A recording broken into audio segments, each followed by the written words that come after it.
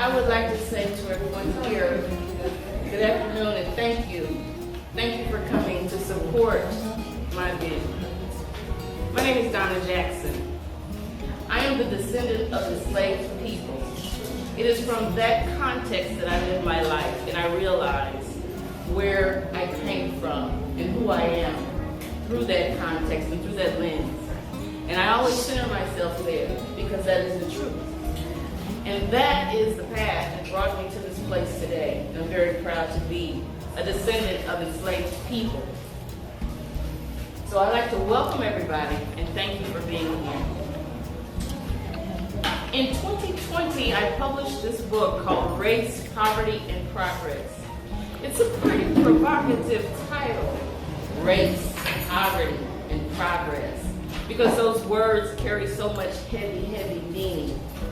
Race is something that was imposed upon us. It is a structure, it is a system of classifying people according to the color of their skin. So it was imposed upon us. And then as a result of that, poverty was a condition that was imposed upon many of us as well. And progress is also something that was imposed upon us according to someone else's definitions of what success was supposed to look like. After having been subjected to so much oppression and so much discrimination, how in the world were we supposed to ever be able to progress the way that the American dream says we're supposed to be able to? So, there are 5 through lines in this book. One of them that I tried to do, I really attempted to do, was to take myself back and look at my upbringing through the eyes of a child. I wanted to look at my upbringing through the eyes of a child to have that visceral, that immediate feeling that I got when I looked out over the world. I didn't want to go into it and think about it from the standpoint of an adult and analyzing it from that place. So when I went back, as you'll read, I tried to make sure that I stayed true to that throughout the book. So there's a chronology that's going to go on throughout the book. The 3 things that I wanted to do when I went through and looked at it through the eyes of a child was to say what we saw, how it made me feel, and also, the most important, is how it became internalized and impacted behaviors, and which are choices and decisions going forward. So there are some sections in the book where you'll see where I'll talk about specific things that I experienced and times that I lived through. The second through line has to do with the legacy of Dr. Martin Luther King. I was born in the year of 1968, so I'm 53. I'll be 54 in a few weeks. Hallelujah. But the year of 1968 was a very pivotal year in the United States because there was a lot of turbulence going on. Of course, we were in the middle of the South Vietnamese conflict, and there were anti-war demonstrations going on, and there was a lot of turbulence, a lot of violence, and the assassination of Dr. King happened a few months before I was born. So, when I learned about Dr. King, I learned, of course, that he was a pious man, he was a brilliant man, he was a visionary, he was our champion. But I also learned the second thing, is that he was assassinated, meaning that he was killed by someone, meaning that violence was a part of the world that I grew up in. And I also learned that being black and being outspoken was dangerous. So what does that mean when you're growing up and you're seeing that, and how does that impact your ability to speak out?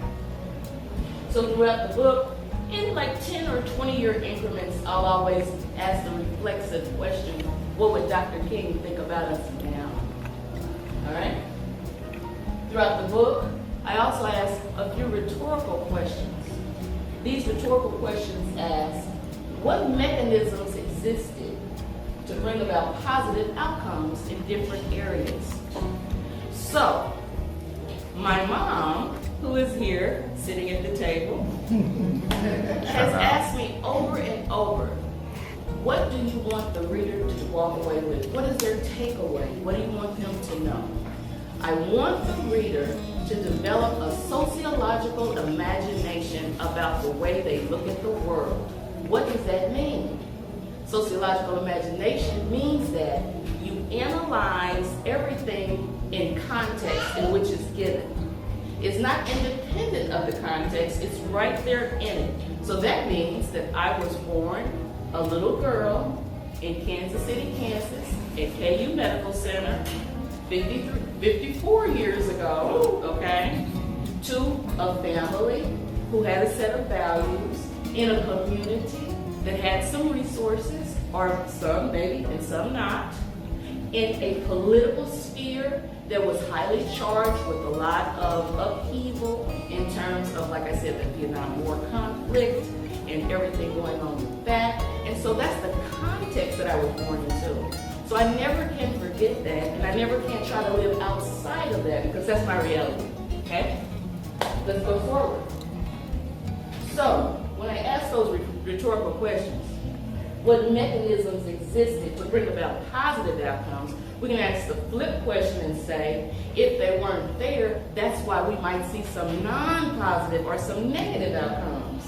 You have to have the requisite mechanisms in place to bring about positive outcomes. For instance, if you say, well, why is this community all torn up and blighted? Okay, well, what has to exist in communities for them not to become blighted? What kinds of structural, policy, laws, municipal codes have to exist and be upheld in order for communities not to fall into blight? Why are these kids out here tearing up things? Well, are the resources available for them to have recreational activities, for them to be able to go to so that they don't have to engage in these types of behaviors? So this is what I want the reader to take away. To develop the sociological imagination, whereby you will really start to dissect and pick apart and better analyze and understand the world around you going forward. So, in this book, I did my best to try to analyze things from the individual level. So I talk about myself, some of my experiences in elementary school, in work experiences, in college, etc. The community level. So I talk about things that were going on around me. There was an influx of drugs and guns that came in during my growing up years. It's very turbulent. I talk about the national level. There was a change on the Supreme Court. We went from the Warren Court to the Burger Court. And what did that symbolize in terms of the laws that affected our lives? I also talk about the global level. Once upon a time, the United States manufactured most of the goods that we use. If you go home right now and you look at your clothing or your furniture and you look at the label, you will see China, right? So that means that we lost our manufacturing base. And how does that show up in our lives and in our communities? And in terms of opportunity, to have the union wages, to make the money, to live the American dream. What does that look like on the ground when you take all those jobs out? Going forward. So, the third section of this book I dedicate to progress. Well, what is progress? Well, it's whatever you define it as. Now, in the United States, there's a paradigm called the American dream. And basically it means that you're supposed to graduate from high school, you're supposed to go to college, you're supposed to get married and have kids, buy a big home, take wonderful vacations, have like money saved up, and that is what we hold out as the standard. But a lot of us haven't been able to do that. And as a result of not being able to achieve all of those things on that checklist, we feel badly about ourselves. But we're not supposed to feel badly about ourselves. Because, as I say, I am the descendant of enslaved peoples. And that particular pathway has taken us on a particular course. And that course is something that we have to struggle with every day. Because not only did situations exist to oppress them, we're still dealing with some things going on right now that haven't been quite addressed the way that they need to keep our community safe, etc. So, That third section is devoted to progress, and I define it in some ways as these wonderful social movements that crop up every 20 years or so. So when I was born, we were in the middle of the Black Power movement, and that movement had a lot to do with saying Black is beautiful. So what a wonderful time to be born, to know that you're thought of as beautiful.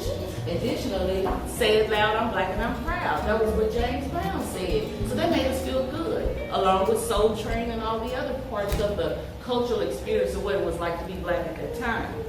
Going forward, I was also a part of the birth of hip-hop. So when hip-hop came about, although it emanated from the South Bronx, we got a taste of it all over the country. And why was I proud of that? Because these were young people, they were talking about things that were going on right on the ground. And they were saying it with an authoritative voice to it. We were really proud of that. And we also had the clothes and the outfits and the attitudes, and it was a beautiful time. So we were happy to be a part of that movement, and we know that hip hop has been influential for the last 40 plus years all over the world. Going forward, the next movement was the pro-Black 90s. Now the pro-Black 90s, of course, came in with a little bit of New Jack Swing, which we appreciated. It also came in with some Afrocentrism. We started to think more deeply about who we were.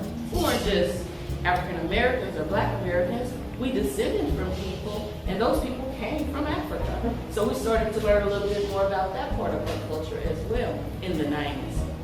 Fast forward, post 9/11, and that's in the book as well, we came into a new era of conscious movement where we were starting to re-examine things and really look closely at what was going on in our lives in this country.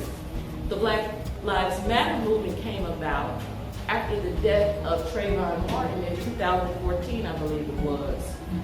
Subsequent to that, Michael Brown, Philando Castile, we go on and on. They're all in the book. So we started to say, hey, we were so many years away from Emmett Till. What was it, 1955? I think so. We were so many years away from Emmett Till. Well, what is going on, and why are we still experiencing the same kinds of things now? And so I say those social movements come up organically, but we're trying to re-examine and redefine what it means to be Black in America. All right, just about done, you guys. Now,